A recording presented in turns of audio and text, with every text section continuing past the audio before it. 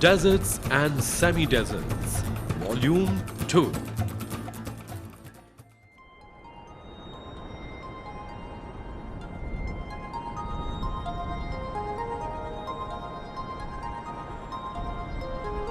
Deserts are dry and barren. There are hardly any plants for the plant-eating animals to survive. But this does not mean that the deserts are devoid of any animals.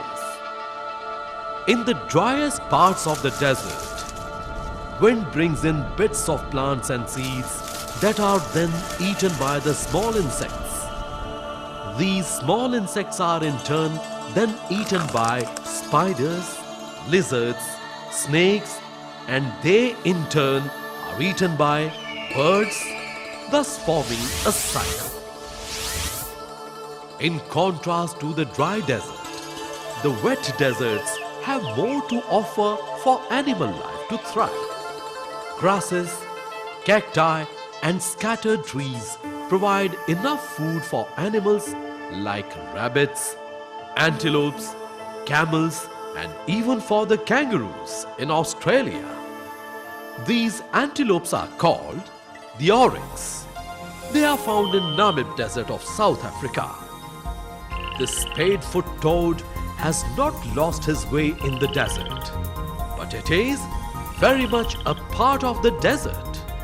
Toads come from a family of amphibians, and like all other amphibians, they too must keep themselves moist.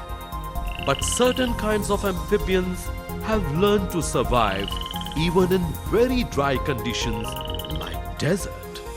The deserts of western North America are home to some spade-foot toads. These toads lay their eggs in small pools formed just after rainfall. The turning of an egg into an adult frog is called metamorphosis.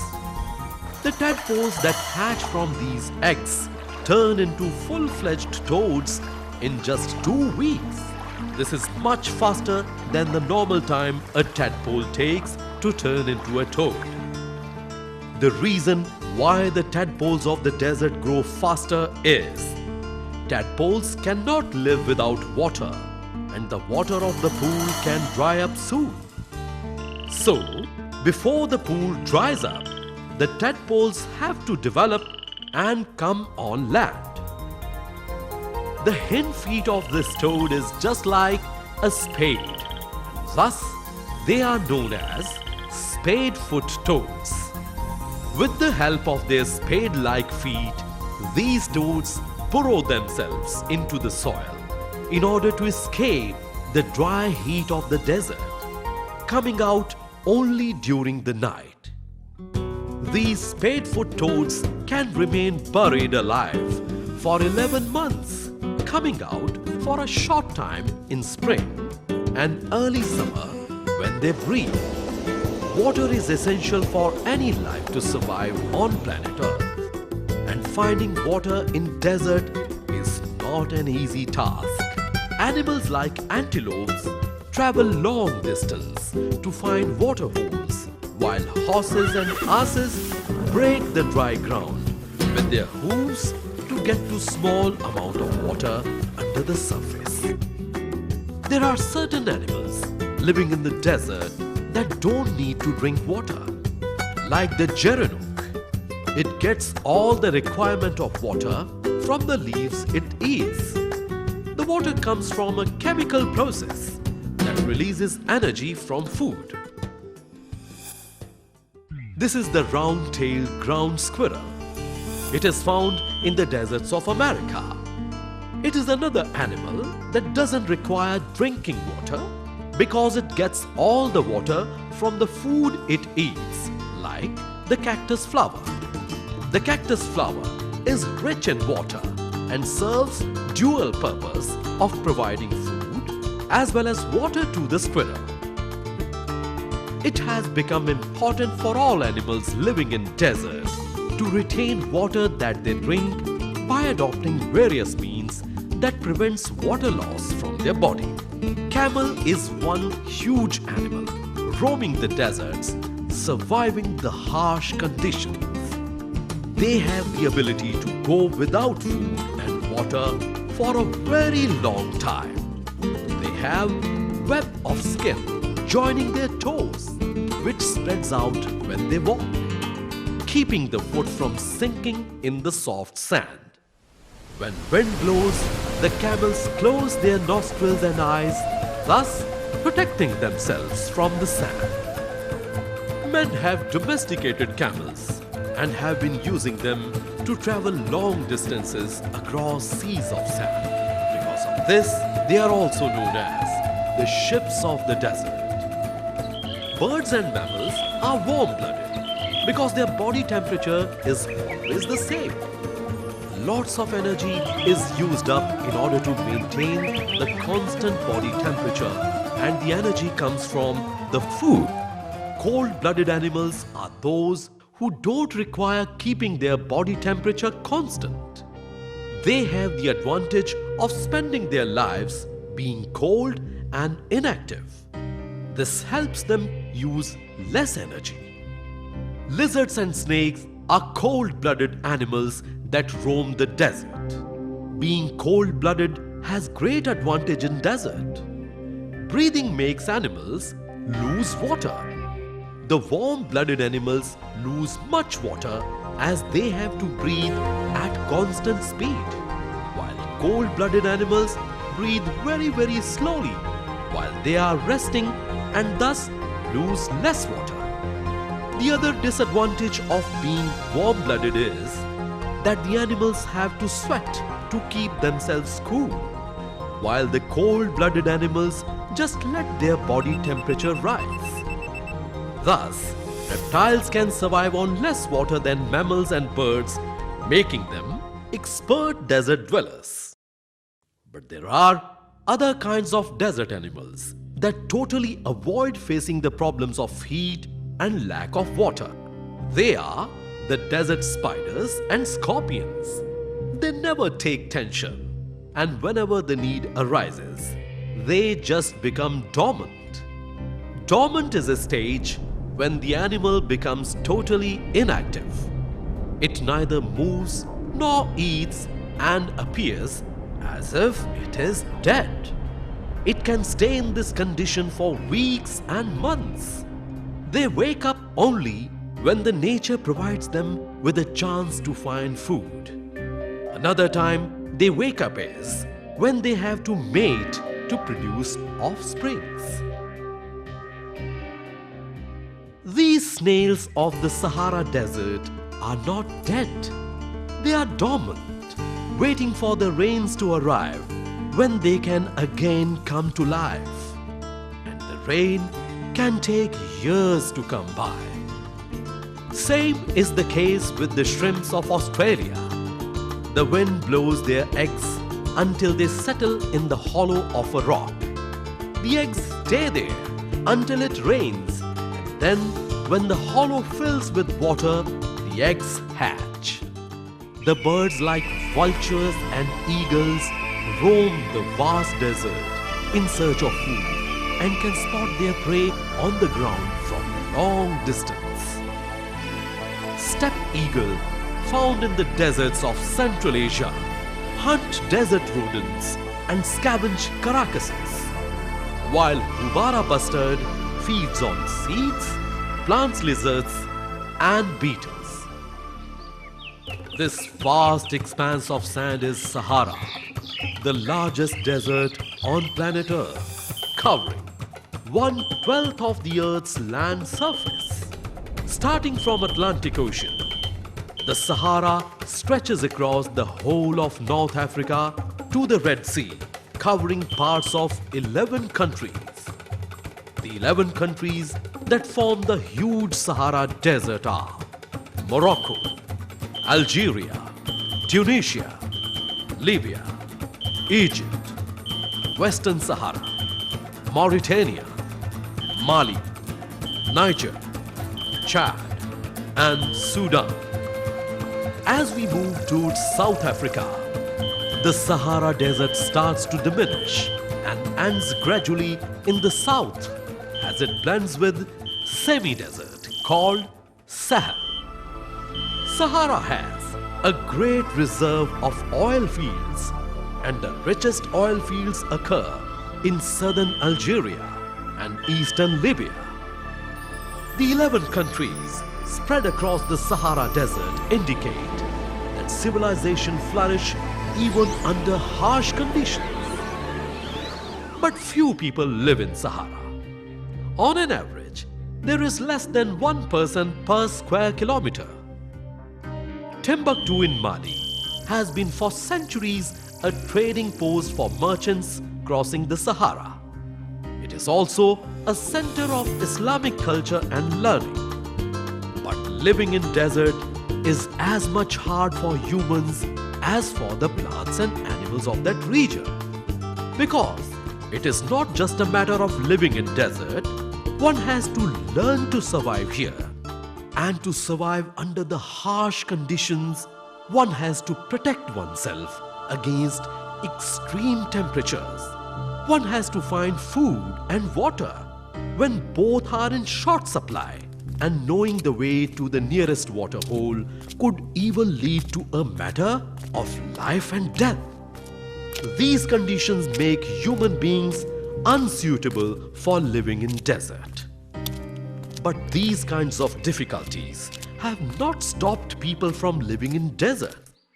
They have learned to be more resourceful and have developed unique lifestyles that increase their chances of survival in the ever-testing environment. The people who have made the vast deserts their home have over the years learned to respect the power of the desert by gathering in-depth knowledge of the dry landscapes and its ecology.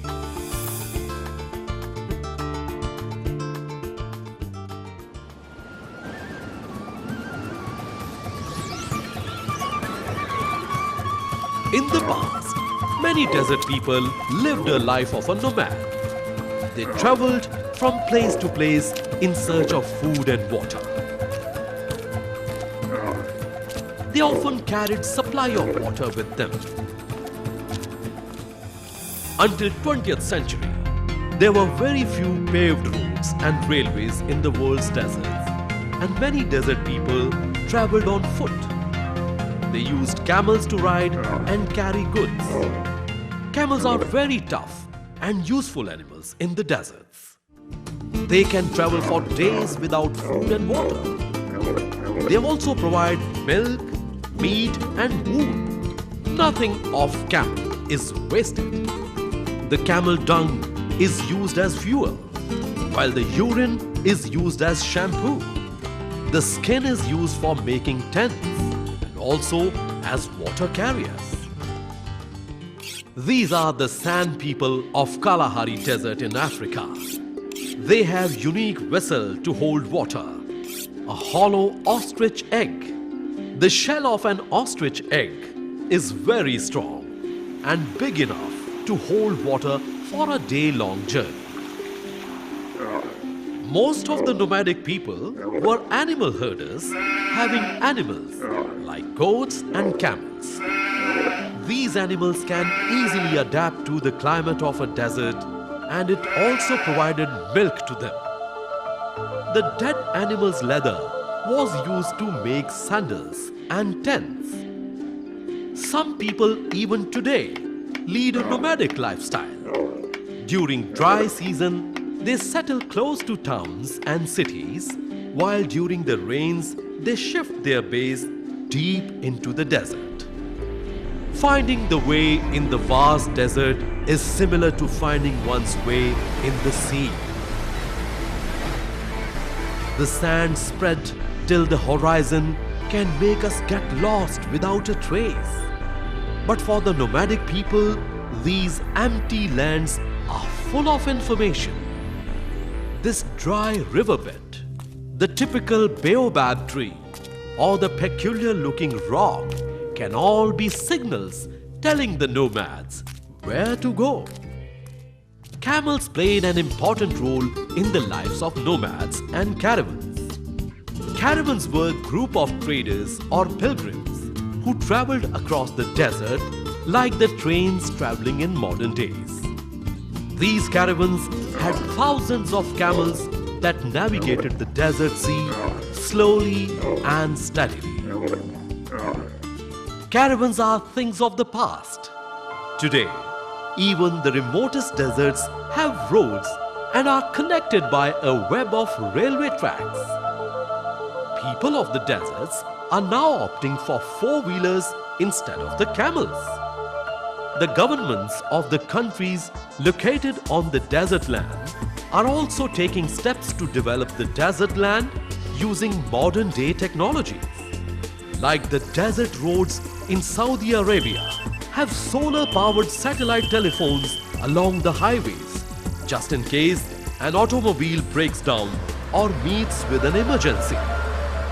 Since ancient times, not the entire desert people lead the life of a nomad. People have learned to settle at oases. Oasis is a place in the desert where there is always water. The underground water bubbles up to the surface, forming a spring. And palm trees, along with the other trees that cannot normally survive in the desert, grow here. Oases are a perfect place to develop a city or a town where people can settle and lead a more developed lifestyle. It is an important resting place for people and camels traveling across the desert, and also for migratory birds which stop to drink water and feed on the fruits of the trees. Oases can be very large, supporting whole villages and towns. Siwa is one such Egyptian village in the Libyan desert. It is considered to be the oldest oasis settlement, and even today, life has changed very little here. Riyadh was once a small desert town in Saudi Arabia. But after the discovery of oil, the small town experienced a boom, transforming everyone's life in that small town. People became rich overnight, and the kings of the country built luxurious palaces, mosques, and developed the suburbs. There was a time when people thought that deserts were good-for-nothing barren lands.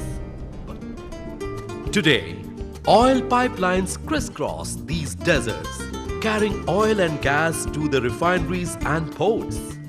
These pipelines have become the lifeline of the people of desert. Exploiting the deserts revealed that they were not only rich in oil, but had a vast reserve of minerals that included gold, silver, copper, and many precious stones. The abundant richness of the deserts has made many nomads to give up their nomadic lives and settle in cities and towns. The modern city offers many opportunities to grow, and children can also go to schools to study so that they do not have to face the hardship of a nomadic life. Some countries are carrying out expensive programs of transforming barren desert lands into fertile farmlands. Water for the crops is usually pumped from deep underground or carried by long pipelines from elsewhere in the country. In some cases, government has forced nomadic people to settle down because of their independent border crossing lifestyle, which meant they were not loyal to any particular country. But there are also people in poor countries who miss their much freer way of life and have to make their ends meet by selling souvenirs to the tourists or working in factories and offices. Some people remain nomads by choice. Mongolian herders of the Gobi Desert, like all desert people, continue to migrate from the pastureland to pastureland and live in their distinctive tents called gurs or yurts. They continue their nomadic lifestyle even today. But the difference is that many herders now round their herds on motorbikes rather than horseback. The cold deserts of Gobi and Taklamakan in China are deserts with extreme climates. They have severe cold climate with very little rainfall. Even then, herders and traveling traders have crossed these deserts for thousands of years. In Gobi and Taklamakan, one can find two humped camels called back-train camels. For centuries, traders carried silk and spices from China to Europe on these camelbacks. The Taklamakan desert is mainly covered with wind-blown sand. The sandstorms here are so fierce that the sand dunes reach to the height of 200 to 300 meters. There are hardly any roads in Gobi Desert. The Asiatic wild ass and Mongolian gazelle, along with back-train camels, are a few animals found in the desert. Karakoram in Mongolia is known as the capital of the yesteryear's warlord Genghis Khan. He controlled his empire from this place in the 13th century. Close to this place is the Altai Shan mountain range. This mountain is a refuge to wild, endangered snow leopards and vultures. The Yellow River or Wang Ho River skirts the edges of Gobi Desert and irrigates a large area of farmland. People living in present have a moral responsibility to understand their past and safeguard the future for its coming generations. Earth's climate has been ever-changing, so the deserts will naturally expand or shrink and sometimes may even disappear. Algeria is now a desert, but it was not a few centuries back. Caves in Onet in Algeria depict people herding cattle and hunting hippopotamus from canoes. They also show buffalo, elephants and rhinoceros. All this clearly indicates that this place was not a desert previously. The scientists across the globe are of the view that the world's climate will grow warmer in future. The reason for this behavior will be greenhouse effect. In warmer areas, which are now dry countries, rainfall might increase. The present-day deserts might disappear and new ones may be formed. The deserts of Southwest Asia may vanish in a manner as if they were never there, while that of Australia may not disappear just because they are distant from the ocean. In other parts of the globe, life can become harder for people living there. Parts of central USA and southern Europe could turn dry, forming new deserts. On the positive side, warming could lead to more evaporation, more clouds, and wetter conditions, thus improving conditions for farming. Some scientists fear that warmer air and increased rainfall might alter ocean currents.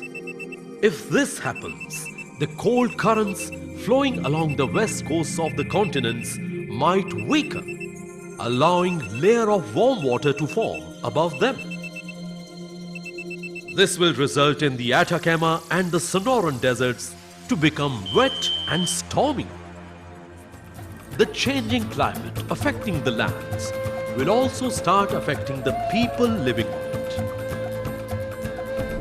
If deserts were to change into fertile pastures or croplands, and croplands converted into deserts, the lives of the people there will have to take a drastic turn.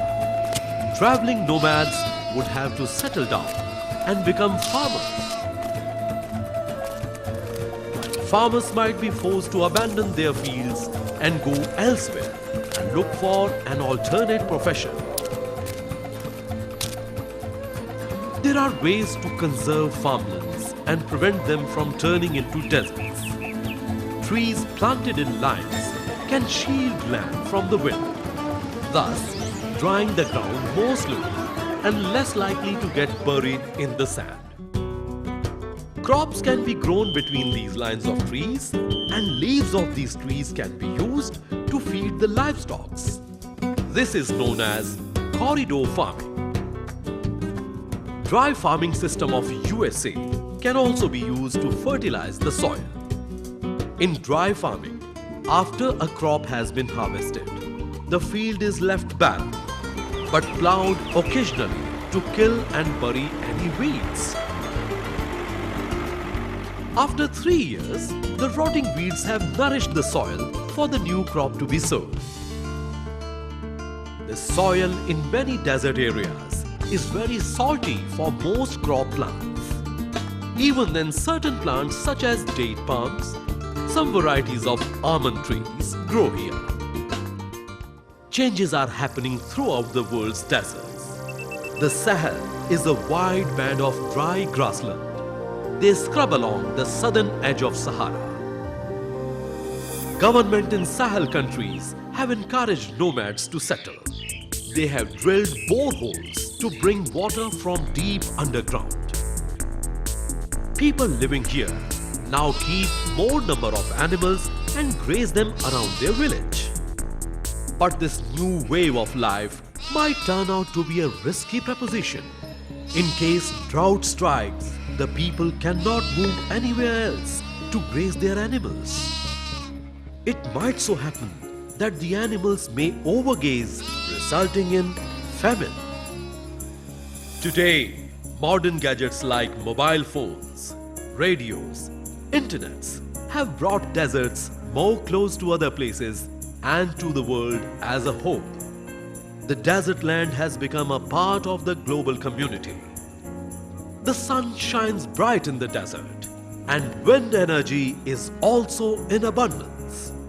The vast open land of the desert provides a huge platform for generating energy from the sun and wind power.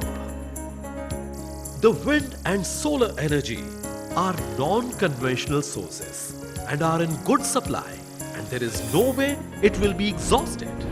This will help preserve other resources that diminish after a period of time. Even though the scientists keep working and predicting, nobody can exactly tell the future face of the planet Earth. What will happen to the world after a century? Change in climate will be disastrous, or there will be just a negligible change in the temperature of the world. Not having definite answers about the climate makes the future of the desert also uncertain. There is a possibility that in future some deserts may expand, while others may shrink to a level that they may disappear totally from the face of the earth. Maybe somewhere on the earth, new deserts may take shape. Or there might still be a bigger shock or a huge surprise in store for us human beings and other living organisms of planet Earth. Who knows?